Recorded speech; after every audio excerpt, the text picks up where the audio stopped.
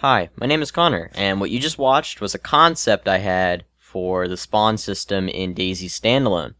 So we're going to rewatch the clip really quick, and I'll try my best to explain what's going on. Once I have finished explaining everything that's going on, I'm going to try to bring up a few pros and cons about this spawning concept I had compared to the traditional spawning concept where you spawn on the shoreline. So as we start the clip here, first off, your character gradually wakes up while sleeping on a couch, or if you wanted to, maybe a bed, which is a much smoother spawn-in system, and it's much more immersive rather than just appearing suddenly on the coastline. Alright, so let's go ahead and pause it right about here. So your character spawns in one of the many small residential houses in the woods on DayZ Standalone. There's a ton of buildings just like this one that are small one-story residential buildings that are scattered throughout the woods across Chernarus. They make very good secluded spawn locations for when you're, just starting out.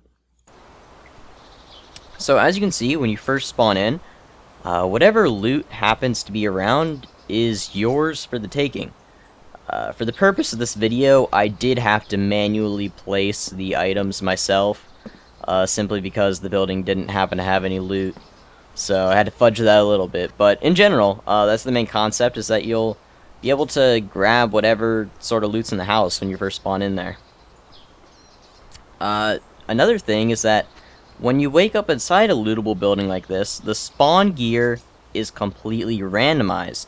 So instead of spawning with just a flashlight and a t-shirt, you have a chance of maybe starting with a drink, maybe starting, if you're really lucky, with a backpack, or if you're super lucky, you might get a rotten kiwi.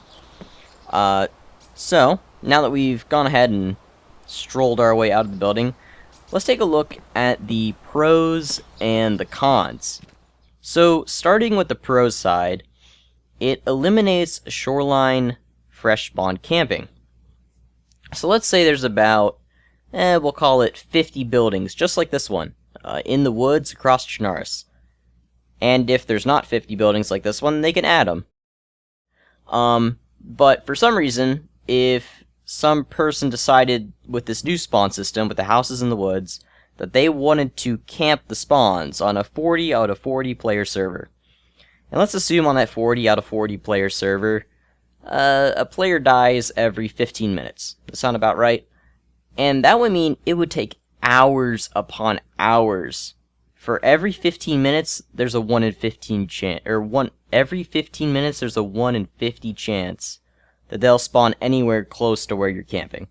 So it's a very low chance of you getting fresh spawn camped. It's a very good system, as long as there's a plentiful amount of these buildings across the map, which I know there are, because, you can see them as you're running around.